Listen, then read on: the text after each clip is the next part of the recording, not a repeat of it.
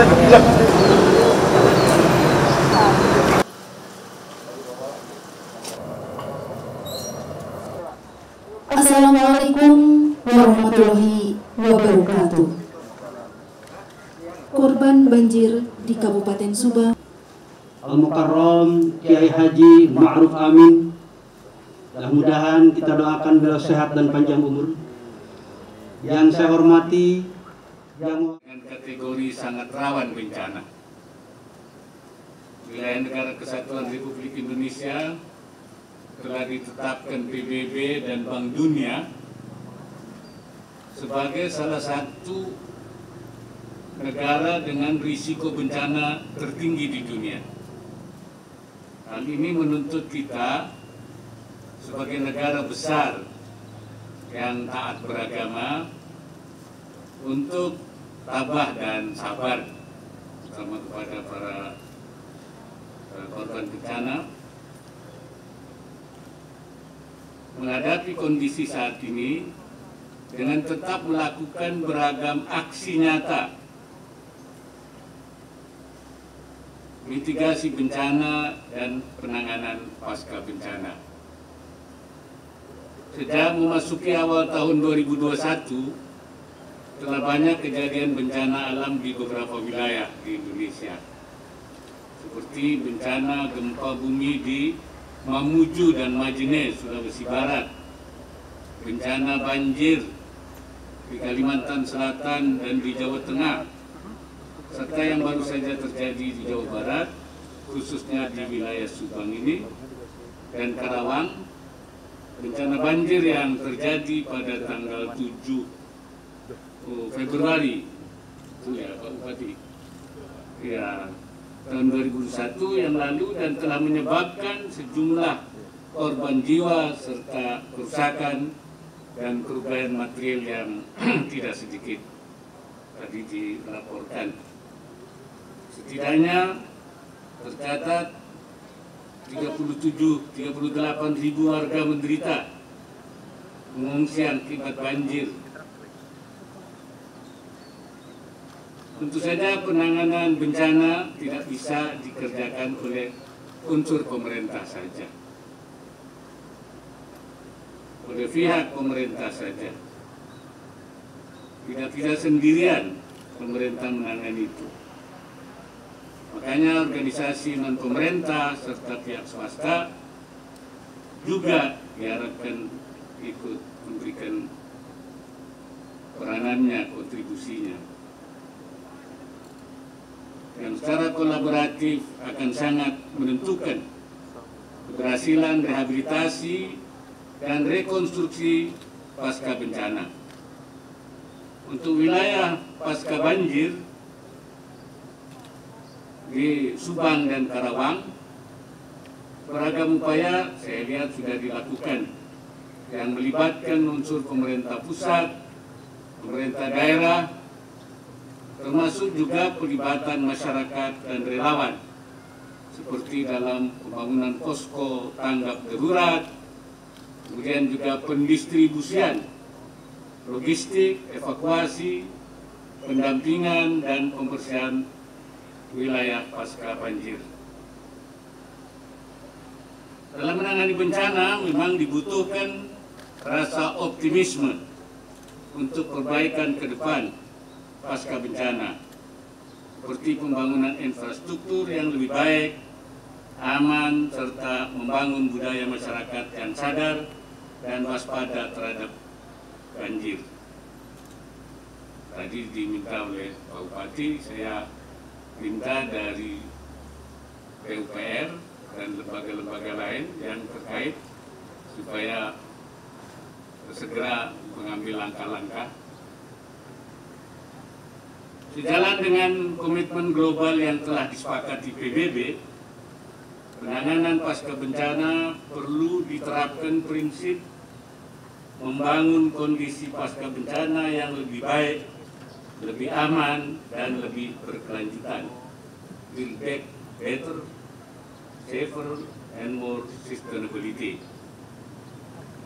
Sehubungan dengan itu saya menghimbau, mari kita sama-sama mengupayakan proses penanganan kedaruratan yang bersifat mendesak yang akan dilanjutkan dengan proses pemulihan pasca bencana yang berjangka pendek dan menengah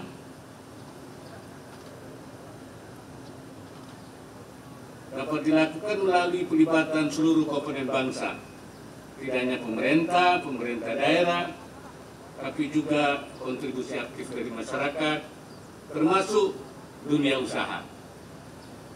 Ya, ikut juga.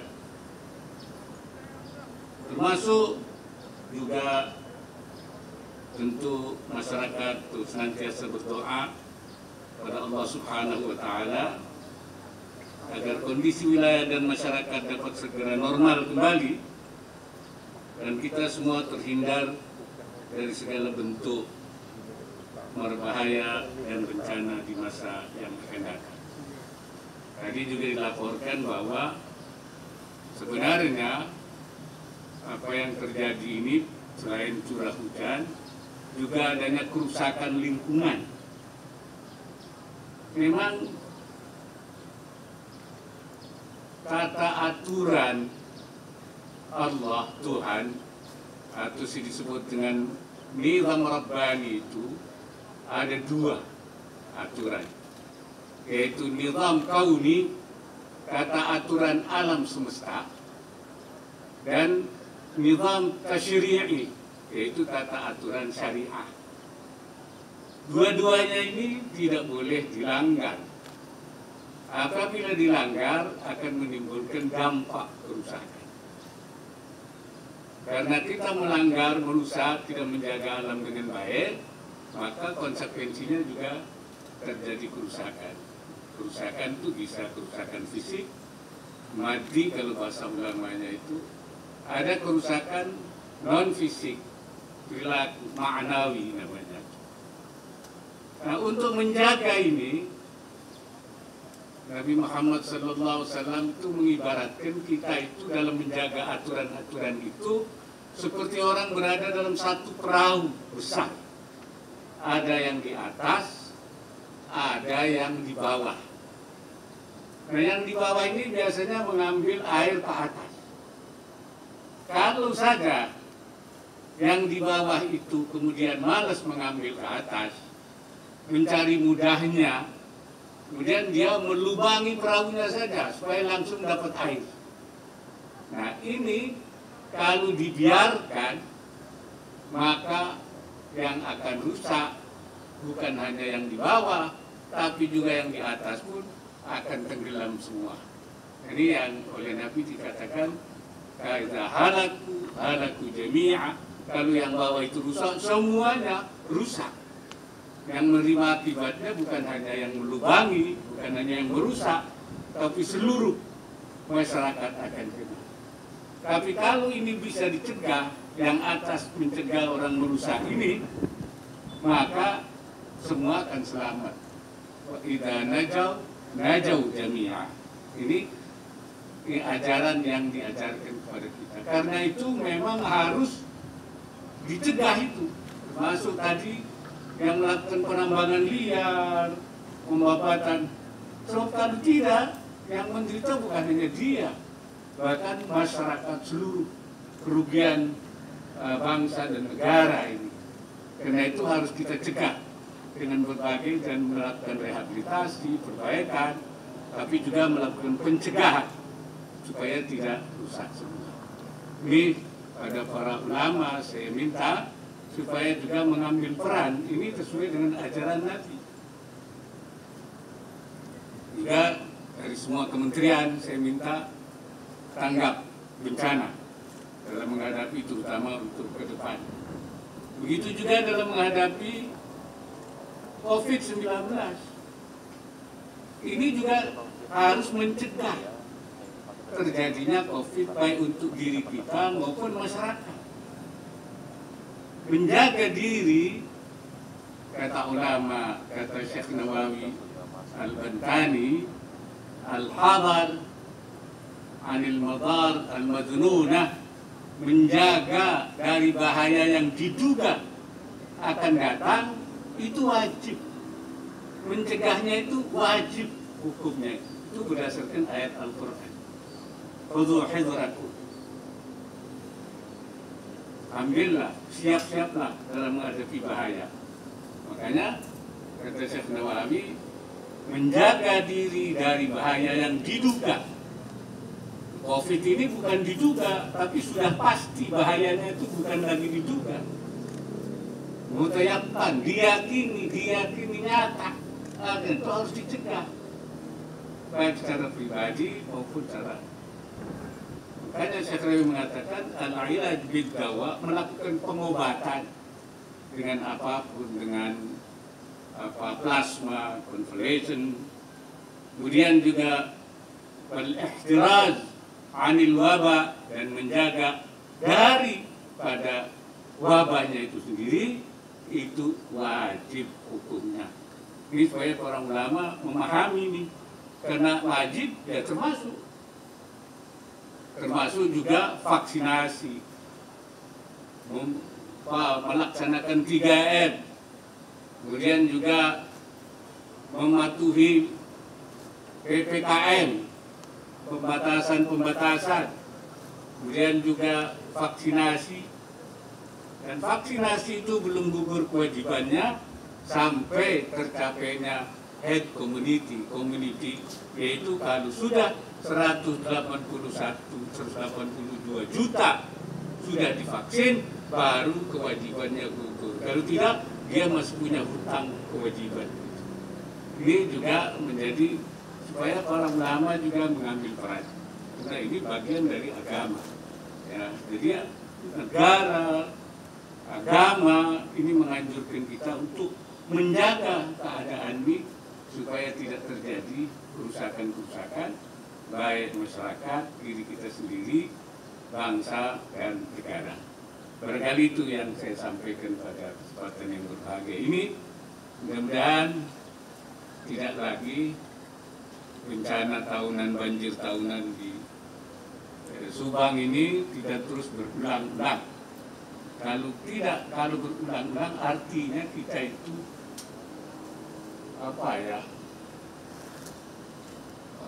tidak cerdas. Ada yang umpama dalam bahasa Arab itu, saya kira bahwa la yuldawul mu'min fi juhrin wahidin marrataini. Jangan sampai orang mukmin itu terantuk, tersengat di satu lubang 2 kali. 2 kali saja tidak boleh. Berarti itu kita kurang cerdas. Apalagi berkali-kali. Karena itu kita harus akhiri bencana-bencana ini dengan bekerja keras bersama pemerintah pusat, pemerintah daerah, masyarakat, dunia usaha. Paling tidak kita meminimalisir, ya, supaya korbannya itu minimal, bahkan nantinya itu bisa hilang. Mudah-mudahan Allah Subhanahu wa Ta'ala menjaga kita semua. Terima kasih. Wallahul muwaffiq ila aqwamit thoriq. Assalamualaikum warahmatullahi wabarakatuh.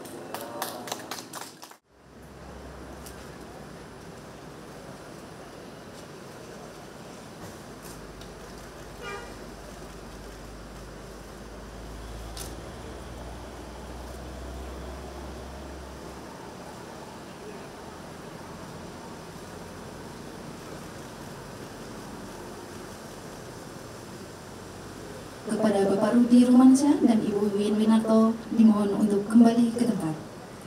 Kami undang Bupati Subang untuk menempati tempat yang telah ditentukan.